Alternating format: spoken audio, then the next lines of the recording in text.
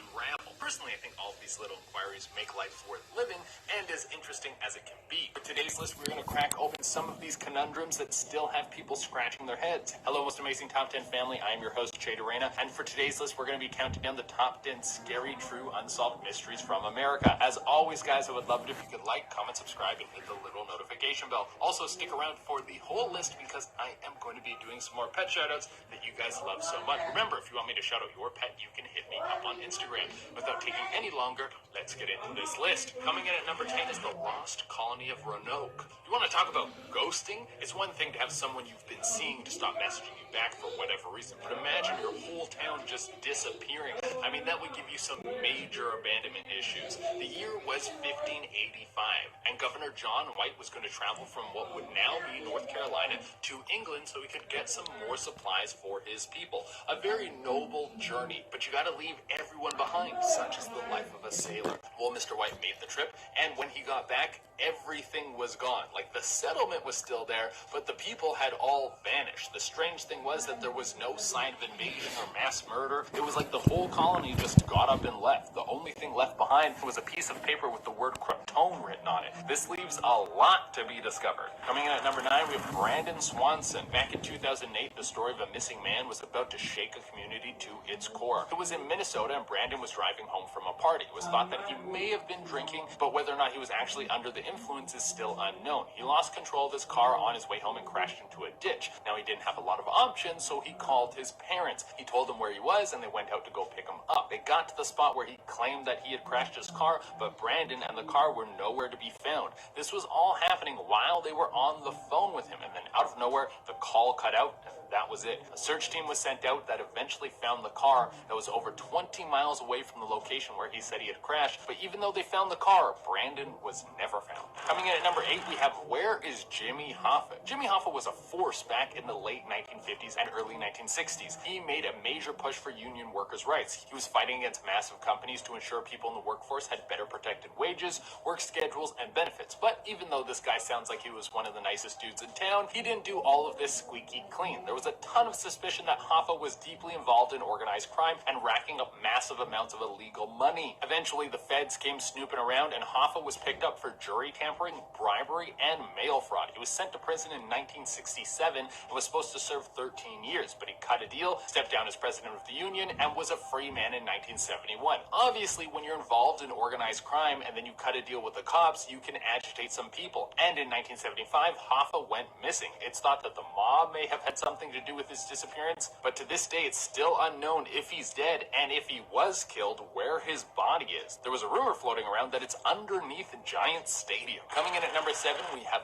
Oak Island. There has been a long-standing mystery about Oak Island. Apparently, there's a massive money pit somewhere on the island. There's even an entire show on the Discovery Channel that has been dedicated to finding this treasure. A show that has been running for 7 seasons. I mean, come on, how long does it take you to find a treasure on a little island? They are really milking that one, if you ask me. Now, some people say that the whole thing is just a hoax, just a tale made up by 2 kids who went to the island and wanted to tell something to the townies so they could get them all worked up. But other people swear that this treasure is real, and they dedicate huge chunks of their lives to finding it. Coming at number 6, we have There's Something Wrong with the Water. Back in 2013, a very disturbing discovery was made at the Cecil Hotel in Los Angeles. People at the hotel were complaining that the water had a moldy taste and was coming out a funny color. Someone went up to inspect the water tank, and they found something that probably had a horde of people asking for their money back. There was a body floating around in the tanker. It was later unveiled that it was the body of Elisa Lam. Now, this is where the mystery starts. There was footage of Elisa acting very strange in the hotel, like someone was following her. However, she had a history of bipolar disorder, so this might explain her strange behavior. But no one has been able to find out how she got to the roof of the hotel, got into the tank, and then closed the lid. Coming in at number 5, we have dead black birds. Nothing like 5,000 dead black birds to have everyone feel like the end of the world is right around the corner. I mean, I get why people were spooked by this. Just listen to this story. This is back in in 2010. It was New Year's Eve in the town of Beebe, Arkansas. And out of nowhere, 5,000 birds flew into the side of a building, killing themselves. Now, people started to freak out, but the most logical reasoning was that this ominous bird suicide was caused by fireworks. But the next year, the same thing happened, even though fireworks were outlawed in the town. If it makes you feel any better, it was only 200 birds this time. The reasoning for this has never been discovered, which has led people to think that this is a sign of dark times. Coming in at number 4, we have Amelia Earhart. I mean, everyone knows about this mystery, but if for whatever reason you have never heard about this tale, let me fill you in. Amelia Earhart was one of the greatest pilots of her time. She was setting world records in aviation, and she was easily one of the most famous people in America. Flight was something new, and the people who could master it were seen as incredible. She shocked the world as she became the first woman to do a solo trip across the Atlantic Ocean. She wanted to shock the world once again by flying around the world, and this was in 1937. This was more than a test of skill, this was a test of endurance. Well, something went terribly wrong somewhere over the Pacific Ocean, and her signal was lost. Since then, no one has been able to get to the bottom of what happened to her. There's a chance that she flew into some storm clouds, and her plane was badly damaged, and she crashed. But this may be something we never get to the bottom of. Coming in at number 3, we have the Isabella Gardner Museum heist. Now, it's never okay to steal, but you got to admit, this next story is super cool. Back in the 1990s, 2 men pulled off the biggest art heist in history. They went to the Isabella Gardner Museum in Boston, which houses some of the rarest, most expensive art of all time. So you probably think these guys came in like Mission Impossible, came down from the ceiling, used lasers to cut through glass. No, that's not what happened at all. They dressed up as cops. They walked into the museum at night, told the security that they were real cops. The security believed them. They then gathered all the security into one area, pulled guns on them, handcuffed and gagged them. Then the 2 cops went around cutting out paintings and took off with $500 million worth of art. Are you serious? This is absolutely insane. And to this date, no one knows who did it. There are some suspicions that some famous mobsters or Hollywood bigwigs could have something to do with it, but no one can say for sure. In fact, the museum still has a $10 million award out for the return of any of these paintings. Coming in at number 2, we have Area 51. This place was the biggest thing in the news this time last year. Remember before the coronavirus, when it was totally okay to make an event that was supposed to have a grouping of millions of people? Those were simpler times. But the reason that this supposed raid on Area 51 was supposed to happen is because we all have no idea what the hell is going on in there. Everyone suspects that there has to be something in there to do with aliens. There was a whole documentary with Bob Lazar who claims that he used to work at Area 51 and that they are working on tech that can manipulate gravity. This gravity reactor, as Bob calls it, can be a propulsion system for ships that allows them to move faster than science supposedly allows. All of this is insane, but we have no idea if any of these tales are real because they won't let us go in there and snoop around. Just let us have a peek, man. I want to see some aliens. And coming in at number 1, we have Who Shot JFK? I know what the history books have to say, but a lot of people will not accept that Lee Harvey Oswald was the only shooter on that day, or that he was just some deranged man who wanted to kill the president for some unknown reason. A lot of people think there was a second shooter on that day. There's even footage that shows Kennedy getting hit from 2 different angles. How could that happen if there was only one person shooting at him? Some people think that the mob was involved because JFK was cracking down on organized crime. Other people say that it was all the CIA. And to only throw fuel on the fire, Oswald was shot and killed before he could stand trial. It was Jack Rudy who killed him, and he said it was all his idea to assassinate the assassin. But there's so much murky mystery around this, and it is the president getting assassinated. So of course it's going to bring up a lot of questions. All right, everyone, that is our list, and as promised, I'm going to be getting into some pet shoutouts. Remember, everyone at home, if you want me to shout out your pet, you can hit me up on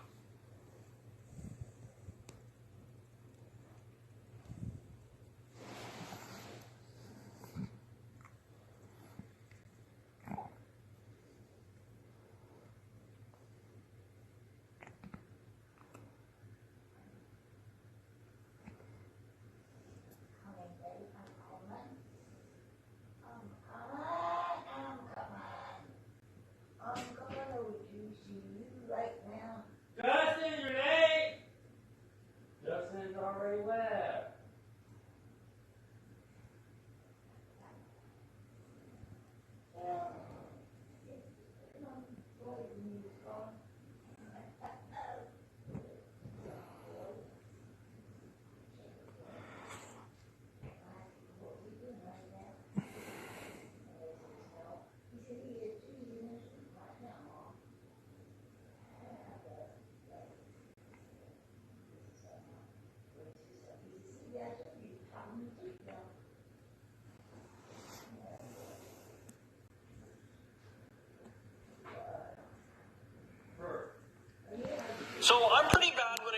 to ordering things online. I mean, I get Amazon boxes like almost every single day, and I have a serious problem. I know that. I just don't know what to do about that. But imagine getting like 1,000 cockroaches in the mail, or a pig mask like made out of real pig skin, or even 1,500 live ladybugs for some reason. Or how about this one, a pet memorial kit? I mean, what would you do with that? Baby eels and olive oil? A frozen rabbit, you open up a package and there it is, the frozen rabbit. Professionally grade handcuffs. I mean, you can get an endless amount of things in the mail, and I wonder if there are scanners to look through the box to see, what's going on inside of these packages. Well, how's it going, you guys? Welcome back to another Most Amazing Top 10 video. We are still in isolation. I have a pretty bad haircut. I try to cut my hair again. I gotta just grow this damn thing out. It's pretty damn bad. I just want to get out of isolation, and it's getting warmer outside, and it's cottage season, so I don't know what to do, guys. Let me know how you're coping with this in the comment section below. All right, let's get right into this one. This is the top 10 scary things people have received in the mail. Number 10 on our list is a big one, so there might be a slight trigger warning required. Last year, a documentary came out on Netflix called Don't F With Cats, and it's all about a Canadian killer, Luca Magnotta. I don't know if you guys remember him. Well, among the many downright disgusting and horrifying things that Magnotta did, one of the most shocking things that he did was sending body parts of his victims to elementary schools and political parties. I'm not going to dive too deep into this one, obviously, because this one is pretty damn messed up, but imagine you open up a package and you see a human remains. First of all, I'd be like, okay, this looks so real, but then what if you found out that the FBI's are now involved and the human hand that you thought was fake, it's actually real? Next up, number 9 is threatening letters from the Watcher. This actually happened not too long ago. I'm talking 2014. A family bought a house in New Jersey, and while in the process of renovating it, it began receiving letters from somebody named the Watcher. These letters will refer to their children by name, give specifics of the renovations that they're currently doing, and timestamps of when the family was actually at the house. It then started talking about young blood, and how the writer would draw the kids to himself. Even after the family planned to get the house torn down, the Watcher threatened to kill them if they did. Finally, they sold the house last year. Hopefully the Watcher gave up on all his threats and letters. Our number 8, we have diseases. Many years ago, a woman who worked for the New York Post Office revealed that doctors would often send dangerous diseases through the mail to the National Health Board. Some of these would include smallpox and even the scarlet fever. Could you imagine what would happen if some of these samples broke? And now you have another outbreak of the smallpox? Coming at number 7, we have poop. Like literally poop coming through the mail. Honestly, there are websites that exist for everything,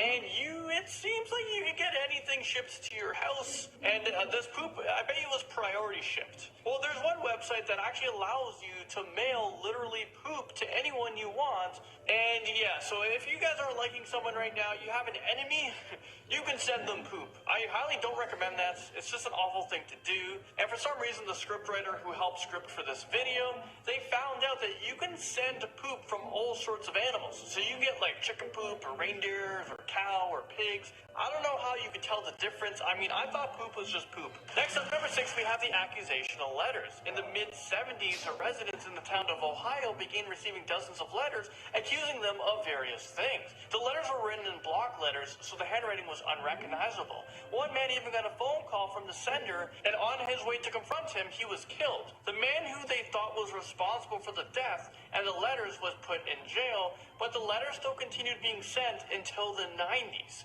So we're talking about like decades later, but then that's when it randomly stopped. So if this guy was in jail, who continued these letters? Or maybe he was writing them himself while he was incarcerated. All right, next up, number 5, we actually have someone who tried to mail himself, and when I say tried, he actually mailed himself in the mail, and this kid was all over the news because he almost died while doing this stunt. It was one of the stupidest things. I believe it was a true story. There was many articles on this. I remember reading about this years ago, and the reason for doing it, and yeah, we were able to ask him because luckily he didn't die while being in the box. He said he wanted to impress his girlfriend. But the thing is that I don't understand is, why don't you just sit in a box and then close the box just seconds before your girlfriend comes home, and then pretend that yes, you did ship yourself in the mail, instead of getting into the box, traveling around wherever you traveled from, and getting to her house. This whole thing just seems far-fetched. I don't know if I 100% believe it. I think it's just ridiculous. And how is something like that even possible? Our number 4 slot, there's another crazy one. We have fan mail to a murderer. Do you have any idea how twisted you have to be in order to creep out one of the most famed serial killers in the world? Well, while in jail for his 30-plus murders, Ted Bundy started receiving fan mail from a woman who was entirely obsessed with him. He only wrote back once, but her response to this was the last straw for Bundy. She kept going on about how it was the greatest day of her life, and she couldn't stop kissing the letter and crying. She even showed up at his trials, which actually scared him even more. Imagine Ted Bundy, the guy who's killed many, many people, well, he's the one that's afraid of this woman. I have no idea what happened to Bundy's stalker, but I gotta say, I don't exactly feel bad for him, feeling a bit scared, especially everything that he's done. I mean, buddy, you can't really complain. Next up, number 3 is children. Okay, so thankfully this isn't illegal anymore, but back in the day, parents used to send their children to family members because the postage fee was cheaper than train tickets. So this one is absolutely bizarre, and it's another one where you have an actual person going into the mail. And the fact that I said that this isn't illegal anymore, it's crazy that it was illegal at a time. Or maybe it was always illegal and people just got away with it. But basically, as long as it didn't exceed a 50-pound weight limit, which means, yeah, people are putting their newborn in boxes, shipping them out to places just to save like $3 on a train ticket. Is this real life right now? Absolutely insane. But this was one way of sending your kids to grandma's if, you're not behaving. So if you guys are under 50 pounds or watching this video right now, make sure you guys are staying good, because if not, I'm shipping you off to grandma's. Coming in at number 2 is letters from a stalker. One woman in England was on the receiving end of an increasingly threatening letters. First, it started off as seemingly harmless letters from a secret admirer, but then they began getting more aggressive, with the author referring to himself as her stalker and later as her rapist. I'm not sure if the stalker was ever caught. I mean, one creepy letter is bad enough, but imagine just a series of letters coming in through the mail, and every letter, it just gets more and more threatening. I mean, at what point is your life actually in danger? And finally, at number 1, I mean, yeah, we've saved the most terrifying for last. We're talking about a bomb. Another famed killer that used the Postal Service to help his agenda was the Unabomber. Well, his real name was Ted Kaczynski. He sent bombs to various buildings and people, ultimately killing 3 and injuring 23 others. Luckily, he was captured for his domestic terrorism. Out of all the things that I can possibly get in the mail, I think a bomb would be absolutely the most terrifying thing. Wouldn't you think? Well, there you guys have it. That was the top 10 scariest things to ever receive in the mail. And I don't want to see a human being shipped to me ever. Don't send someone who's under 50 pounds to me, and especially don't be sending me no bomb. I was your host, Lane. I do not sing. That's it for me, guys. I'm gonna play some pool again and not go outside. It's pretty boring around here. It's pretty boring. Yeah, what? Are you?